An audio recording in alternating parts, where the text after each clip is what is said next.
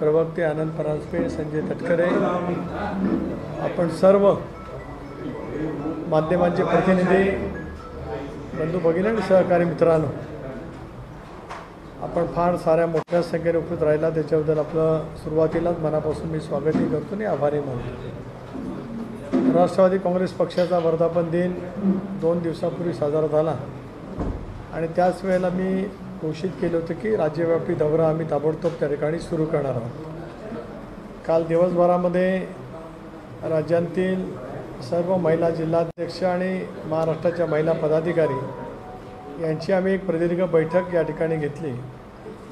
त्यानंतर आम्ही पक्षाचे प्रवक्ते, सोशल मीडिया यांची भेट घेतली।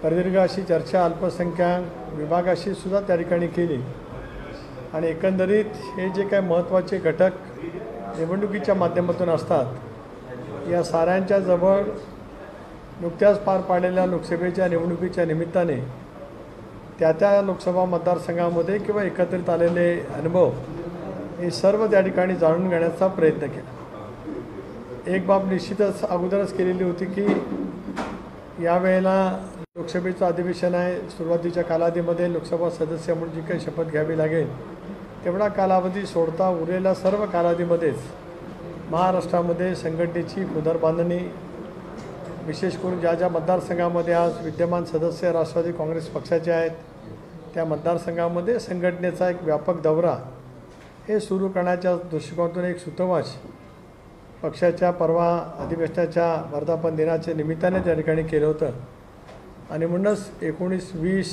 21 अशी 3 दिवस नगरपासून मी माझ्या राज्यव्यापी दौऱ्याची सुरुवात त्या ठिकाणी करतो आहे। काही पक्षप्रवेशसुद्धा त्या ठिकाणी आहेत वेगवेगळ्या राजकीय पक्षाचे आणि त्याचबरोबर ती नगर जिल्ह्यांतील आढावा त्या ठिकाणी घेत असतानाच नगर शहरामध्ये सुद्धा राष्ट्रवादी काँग्रेस पक्षाचे आमदार आहेत, कोपरगाव विधानसभा मतदारसंघामध्ये सुद्धा आहेत आणि आमचे डॉक्टर किरण लामटेसुद्धा विधानसभेमध्ये आमच्या पक्षाचं त्या ठिकाणी नेतृत्व करतात। लोकसभा मतदारसंघाचे सुद्धा 2 नगर जिल्ह्यामध्ये भाग आहेत, एक दक्षिण नगर आणि एक नगर शिर्डी लोकसभा मतदारसंघ।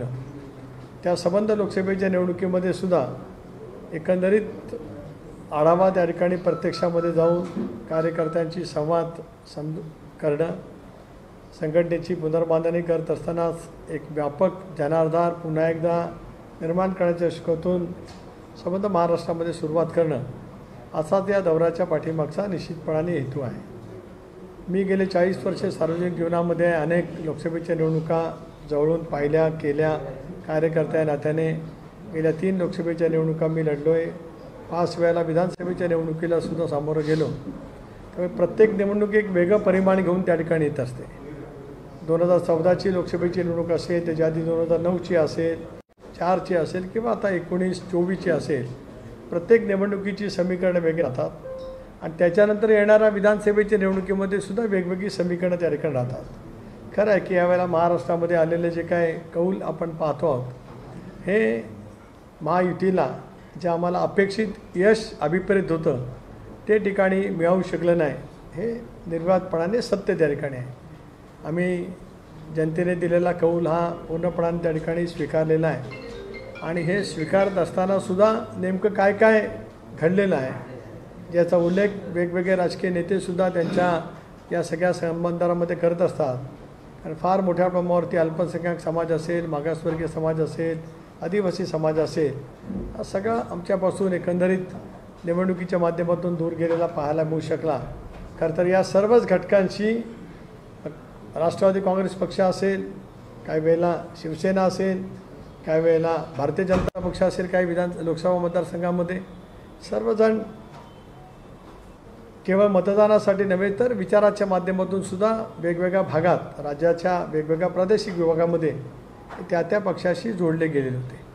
शेतकऱ्यांच्या मनामध्ये सुद्धा एक तऱ्हेच्या भावना त्या ठिकाणी होत्या। कांद्याचा प्रश्न असेल, सोयाबीनचा असेल, कापसाचा असेल, हे सारे काही प्रश्न एकाच वेळेला संबंध निर्माण झाले आणि या साऱ्याचा परिणाम लोकसभेच्या निवडणुकीमध्ये अपेक्षित असलेले यश त्या ठिकाणी मिळू शकलं नाही। पण याही गोष्टीची मला जाणीव आहे आणि गेले अनेक वर्षाचा अनुभवसुद्धा आहे की लोकसभेच्या निवडणुकीमध्ये अनेक वेळेला वेगवेगळं मतदान होत असतं आणि विधानसभेच्या निवडणुकीमध्ये जनता स्थानिक पातळीवरती सुद्धा त्याचा त्या ठिकाणी विचार करत असते. पण तरीसुद्धा या निवडणुकीच्या माध्यमातून जे काय अनुभवाला मिळालेले जे काही त्रुटी असतील किंवा जे काही शेतकऱ्यांचा प्रश्न असू शकेल, इतरही काय बाबी असतील, या साऱ्याचा सुद्धा आम्ही सखोलपणाने विचार त्या ठिकाणी करणार आहोत. परवा दिल्लीमध्ये ज्यावेळेला राज्याचे मुख्यमंत्री एकनाथराव शिंदे, उपमुख्यमंत्री देवेंद्रजी, उपमुख्यमंत्री अजितदादा, मी स्वतः प्रफुल्लभाई भुजबळ साहेब आम्ही बसलो होतो. सलग 2 दिवस आम्ही त्या ठिकाणी चर्चा केली. त्यामुळे एकंदरीत राज्यातल्या लोकसभेच्या निवडणुकीचं सूक्ष्मपणाने आम्ही अवलोकन त्या ठिकाणी केलं. त्याच्यातले बारकावेसुद्धा समजून घेतले.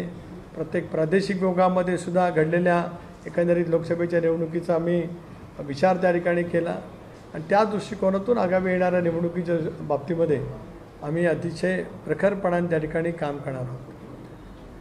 निवडणुकीमध्ये यश कमी मिळालं त्याच्याबद्दल अजितदादांनीसुद्धा परवा पत्रकार परिषद घेतली. एक राष्ट्रीय अध्यक्ष म्हणून पराजयाची जबाबदारी त्यांनी त्या ठिकाणी स्वीकारली. आपण काही पाहतो की गेले 7-8 दिवस जाणीवपूर्वक राष्ट्रवादी काँग्रेस पक्षाच्या आमदारांच्या बाबतीमध्ये एक वेगळा संभ्रम निर्माण करण्याचा प्रयत्न केला जातो आहे. लोकसभेच्या निवडणुकीमध्ये एक नॅरेटिव्ह सेट झालं. काही ठिकाणी म्हटलं गेलं की सहानुभूती होती वगैरे वगैरे. ठीक आहे, असू शकते, पण ते एका निवडणुकीपुरता सीमित राहत असते. कारण माझाही दीर्घकाळचा अनुभव आहे. 84ला आम्ही अनुभवलं. ज्या वेळेला इंदिराजींच्या हत्येची सहानुभूती होती त्यावेळेला लोकसभेला होती, विधानसभेला चित्र त्या ठिकाणी बदललं. 89ला लोकसभेचं चित्र बदललं, 90च्या विधानसभेला चित्र बदललं. पुन्हा 91ला राज्यामध्ये लोकसभेच्या निवडणुका आल्या, 95ला विधानसभेच्या निवडणुकीचं चित्र बदललं, 96ला परत लोकसभेच्या निवडणुकीमध्ये चित्र बदललं, 98ची लोकसभेची निवडणूक तर काँग्रेसने राज्यात युतीचं सरकार असतानासुद्धा मोठ्या प्रमाणावरती जागा त्यावेळेला मिळवल्या होत्या. त्याला रामदास आठवले, गवई साहेब, बाळासाहेब आंबेडकर ही सारी मंडळी सर्वसाधारण जागेवरून लोकसभेवरती त्यावेळेला निर्वाचित झाली होती. माझ्या सांगण्याचा मतीत अर्थ आहे की परवा ज्यावेळेला राष्ट्रवादी काँग्रेस पक्षाचं अधिवेशन झालं, वर्धापन दिन आम्ही साजरा केला. कार्यकर्त्यांच्या मनामध्ये उत्साह आहे, आत्मविश्वास आहे. निवडणुकीच्या अपयशाच्यामुळे कोण फार मोठा आत्मविश्वास काय गमावलेला नाही. पण पुन्हा एकदा एक राज्यव्यापी संघटनेचा दौरा आम्ही त्या ठिकाणी करणार आहोत आणि विधानसभेचं अर्थसंकल्पीय सत्र संपल्याच्यानंतर अजितदादांचा सुद्धा पूर्णपणाने राज्यव्यापी दौरा त्या ठिकाणी नियोजित आम्ही करतो आहोत. वेगवेगळ्या पक्षाच्या सेल्सची काल एकंदरीत चर्चा केल्याच्यानंतर जे काय आज सोशल मीडियाच्या माध्यमातून प्रचार आणि प्रसार करण्याचा प्रयत्न केला जातो आहे त्या दृष्टिकोनातून सुद्धा आम्ही अधिक सतर्क आहोत. एक बाब प्रकाशाने जाणवली की निवडणुकाचा मतदानाची तारीख जशी जशी जवळ येत गेली तसं तसं अजितदादांना टार्गेट करण्याचा प्रयत्न, त्याच्याबद्दलची एक विशेष मोहीम जाणीवपूर्वक राबवण्याचा प्रयत्न केला गेला. यश आलं असेल, मी नाकारत नाही, किंवा ती बाजू समजवण्यामध्ये आम्ही कदाचित कमी पडू शकलो असेल, ही काय नाकारता येत नाही. पण या साऱ्या काही गोष्टी लक्षामध्ये ठेवूनच आम्ही त्या ठिकाणी काम करतो आहोत. म्हणून निकालापासून आमदारांच्या वतीमध्ये सुद्धा बोललं जातं. परवाच्या दिवशी आमदारांची बैठक झाली, सगळे आमदार उपस्थित होते. डॉक्टर शेंगणे नव्हते कारण त्यांच्या सख्या चुलती वारल्या होत्या, त्यावेळी नव्हते, पण कारच्या वर्धापन दिनाच्या निमित्ताने होते. डॉक्टर बाबा आत्राम यांचं ऑपरेशन त्या ठिकाणी झालेलं होतं.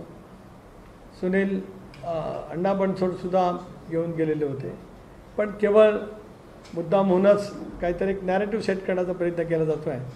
पण एक प्रकाशाने काल पाहिलं की काल ज्याला नगरला वर्धापन दिन साजरा झाला आणि डॉक्टर वकील जितेंद्र आव्हाड यांचं भाषण ऐकलं आणि त्यांनी एका गोष्टीची कबुली केली की 4 वेळेला अजितदादांना पवारसाहेबांनी वेडं बनवलं, असं त्यांच्या भाषणातले शब्द आहेत.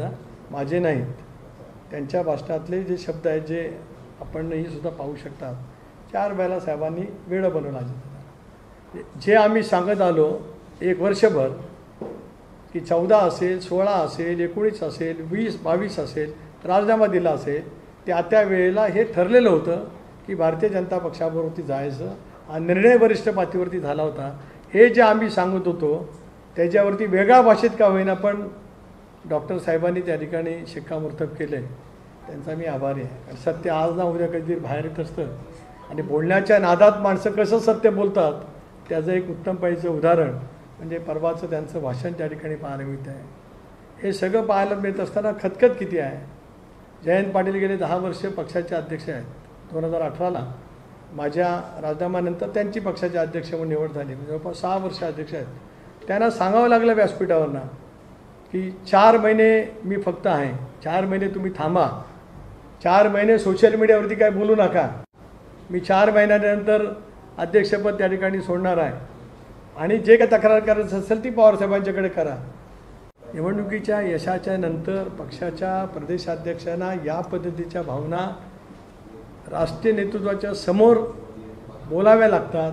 याचा अर्थ नेमका काय आहे याच्याबद्दल काय मला विश्लेषण करायचं काय काळजी नाही. म्हणून काचेच्या घरात राहणाऱ्यांनी दुसऱ्याच्या घरामध्ये दगडं टाकू नये एवढंच मला या ठिकाणी आणि त्यांनी सांगायचं आहे. अनेक जण आमच्याही संपर्कात आहे, नाही अशातला का भाग नाही, परंतु 30 प्रचाराची धाटणी दर खेपायला उपयोगात येईल असं नव्हे. आता महाराष्ट्रामध्ये सहानुभूती जर काय तयार कोणाच्या वाटेमुळे होणार असेल तर 24 तास गेले 25 वर्ष अविरतपणाने राबणाऱ्या अजितदादांच्या वतीमध्येच सहानुभूती निश्चितपणाने तयार होईल. महायुती म्हणून आम्ही या निवडणुकीला सामोरं जाणार आहोत आणि पूर्णपणाने लोकसभेच्या निवडणुकीमध्ये जे काय वेगवेगळ्या कारणांच्यामुळे आम्ही जे काही कमी पडलेलो आहोत त्याची असलेली तूट पूर्णपणाने भरून काढण्याचं काम हे पुढच्या कालावधीमध्ये त्या ठिकाणी होणार आहे. आज आपल्यामार्फत राज्यातल्या जनतेच्या समोर पक्ष म्हणून आणि राष्ट्रवादी काँग्रेस पक्षाचा जो कार्यकर्ता झोकून देऊन काम करत असतो, दादांच्या प्रती त्याच्या निष्ठा आहेत, विश्वास आहे, आत्मविश्वास त्याच्या मनामध्ये आहे, त्या दृष्टिकोनातूनच आज आपल्या सर्वांच्या समोर हे मी या ठिकाणी मांडलेलं आहे. मला आजच्या पत्रकार परिषदेच्या निमित्ताने एवढंच सूचित करायचं होतं. आपल्याला काय विचारायचं असेल आपण विचारावं, असं विचारावं अशी विनंती करावी. राज्यसभेची पोटनिवडणूक आहे, उद्या शेवटचा दिवस उमेदवारी अर्ज भरायचा, राष्ट्रवादी उमेदवार देणार आहे किंवा माहितीत काय ठरलं आहे? राष्ट्रवादी काँग्रेस पक्षाची ती जागा आहे, त्याच्यामुळे राष्ट्रवादी काँग्रेस पक्ष उद्या उमेदवार या संदर्भातला अधिकृत मी स्वतः घोषित करेन. पण चर्चा जी आहे की सुनेत्रा पवार यांना उमेदवार उद्या सकाळी उमेदवार घोषित केला जाईल. दुसरा मुद्दा तुम्ही जे म्हणालात की आम्हाला आमच्याकडे संभ्रम निर्माण केला जातोय आणि अजित पवारांना टार्गेट केलं जातंय, कोणाकडे रोष आहे तुमचा? कारण की अजित पवार यांना टार्गेट का केलं? सोशल मीडियावरती ज्या पद्धतीने केलं गेलं, महिलांच्या संदर्भामध्ये सुद्धा सोशल मीडियाच्या माध्यमातून ज्या पद्धतीने एक अश्लील पद्धतीची टीका टिप्पणी केली, आम्ही त्याचा सगळा शोध घेतो आहोत. जी काही तक्रार सायबर ब्रँचकडे करायची आहे ती पण आम्ही त्या ठिकाणी केलेली आहे.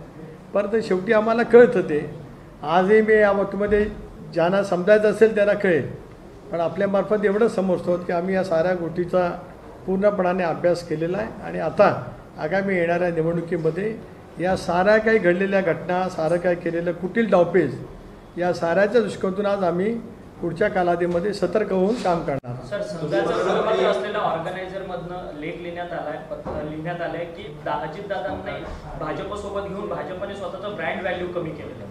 नाही, मी ते वाचलेलं नाही. जरूर मी त्याचंही वाचन करेन, त्याचंही माहिती समजून घेईन. कारण आम्ही ज्या वेळेला दिल्लीमध्ये एनडीएच्या बैठकीला भेटलो, ज्या वेळेला त्याच्यानंतरसुद्धा अमितभाई असतील, राजनाथ सिंगजी असतील, नड्डाजी असतील यांच्या गाठीभेटी झाल्या, माननीय पंतप्रधान महोदयांच्या गाठीभेटी झाल्या, त्यानंतर राज्याचे उपमुख्यमंत्री देवेंद्रजींच्या समेत सुद्धा अनेक वेळा चर्चा झाली. कुठेही त्यांच्यापैकी कोणाहीकडून बोलण्यामध्ये असं कुठेही दुजाभाव त्या ठिकाणी आलेला नाही. त्यामुळे आपण जे म्हणतायत ते त्याचं वाचन मी नक्की करीन, त्याचं चिंतनही करीन, मंथनही करीन आणि मग बोलेन.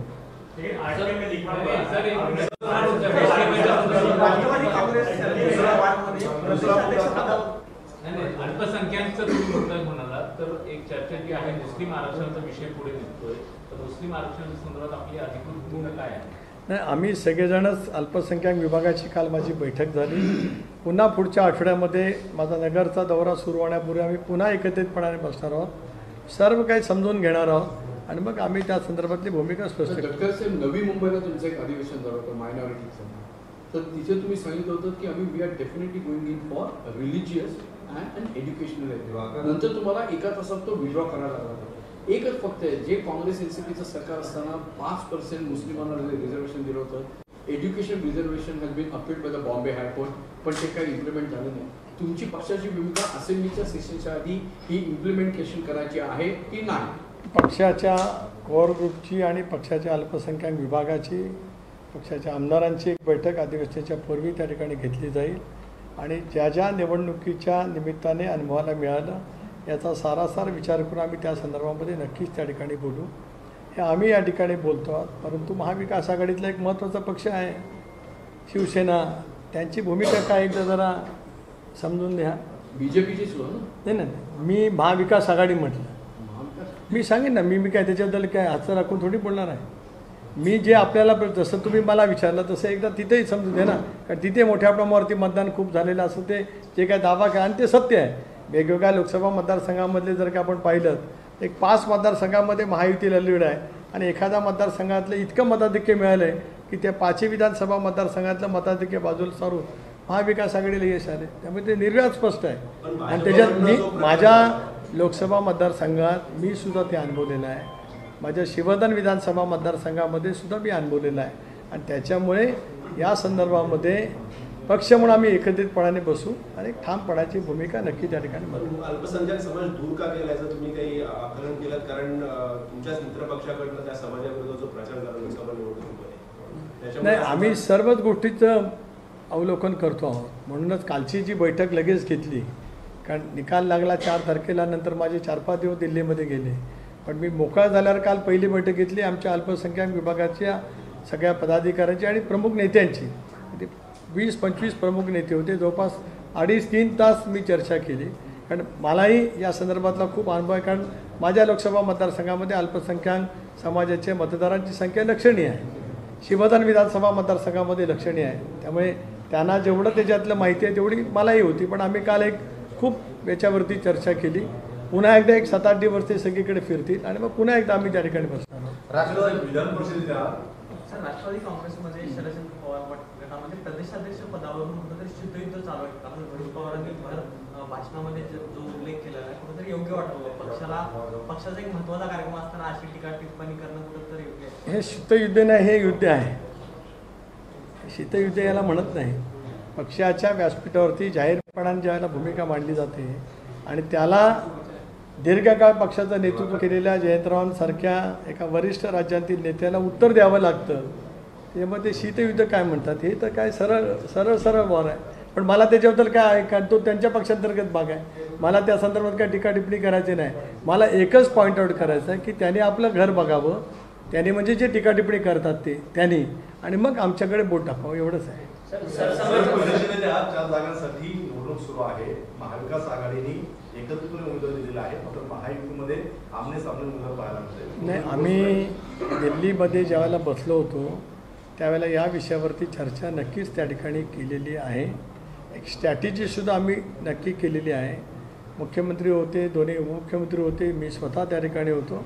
त्यामुळे आम्ही ह्या सगळ्या निवडणुकीमध्ये महायुती म्हणून एकत्रितपणाने स्ट्रॅटेजिक निवडणुकी लढतो. लोकसभा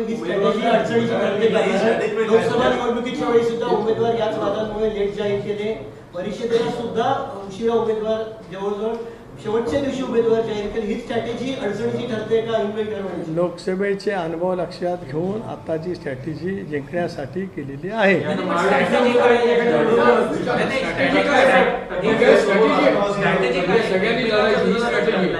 मी सांगेन ना आपल्याला, सगळेजण ठिकाणी लढतो असं नाही.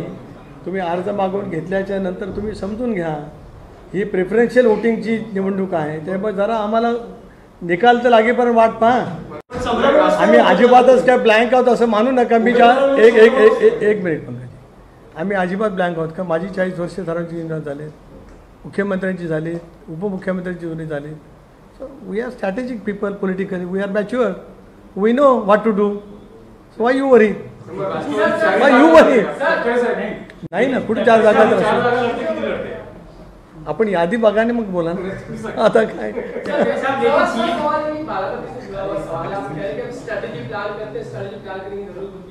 अभी से हम देख रहे हैं कि बारामती में देवेंद्र पवार को प्लान करने के लिए उन्हें उम्मीदवारी दी जाए, इसके लिए वहां का जो कार्यकर्ता है तो वो अभी से नारे लगा रहे हैं कि उनको उम्मीदवारी दी जाए, अजित पवार के खिलाफ दी जाए. कितनी भी स्क्रिप्ट अजित पवार के खिलाफ होने दो. वहाँ अजित पवार बारामती कॉन्स्टिट्यूंसी, विधानसभा कॉन्स्टिट्यूंसी 1 लाख के आगे वोटों से जीत कर आएंगे. वो किसी ने भी कोई भी स्ट्रैटेजी करे. लोग बोल रहे थे पार्लियामेंट के चुनाव के लिए, क्या बोल रहे थे हमें मालूम था.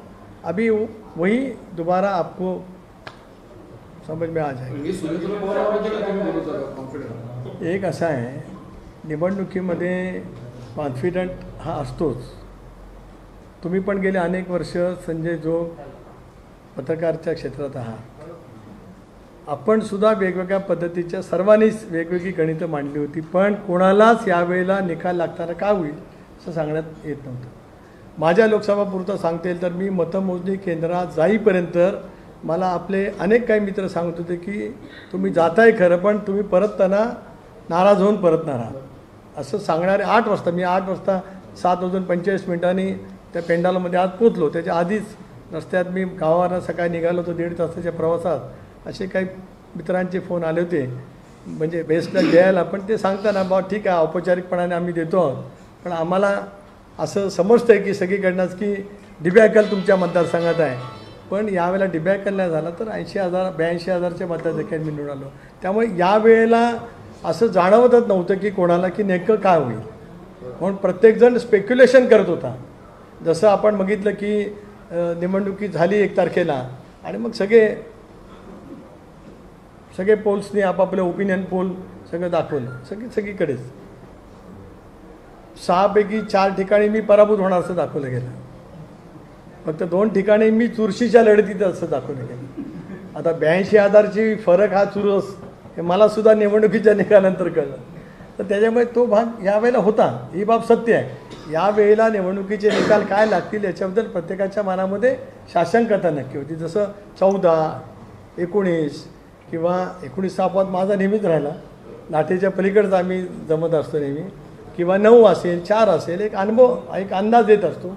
यावेळेला मात्र अंदाज येत नव्हता, कारण मतदारांच्या मनामध्ये काय. आता अनेकांनी मला सांगितलं की बाबा पक्षाची जी पासून फारकत घेतल्याच्यामुळे तुमच्या विरोधामध्ये खूप मतदान आहे, कारण आमच्या अलिबागचे जयंत पाटलांतर भाषणच केलं होतं की हा गद्दार आहे, ह्याला तर मतदानच होणार नाही. मी आय प्रूव्ह इट, त्याच्यामुळे तो काय भाग येत नाही या ठिकाणी.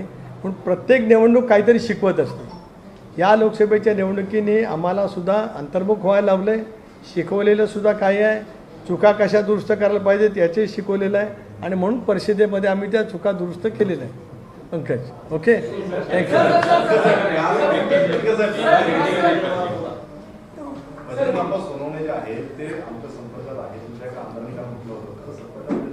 त्यांचा काहीतरी दादांना फोन झाला असं त्यांनी सांगितलं.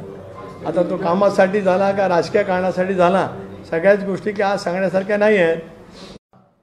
समाजातल्या वेगवेगळ्या घटकांच्यासाठी राष्ट्रवादी काँग्रेस पक्षाला काय अपेक्षित आहे हे आम्ही मुख्यमंत्र्यांच्या समोर पण सादर करू, उपमुख्यमंत्री देवेंद्रजींच्याकडे पण करू, आणि अजितदादा आमचे अध्यक्षच आहेत त्यांच्याकडे सुद्धा बोलू.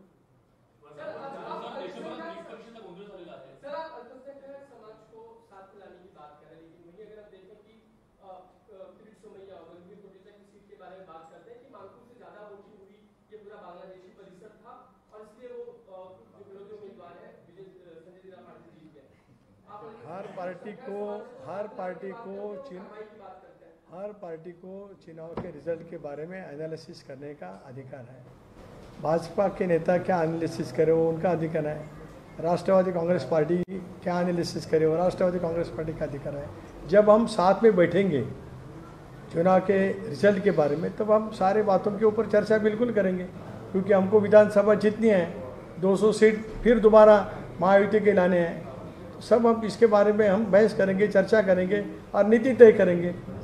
ओके, धन्यवाद.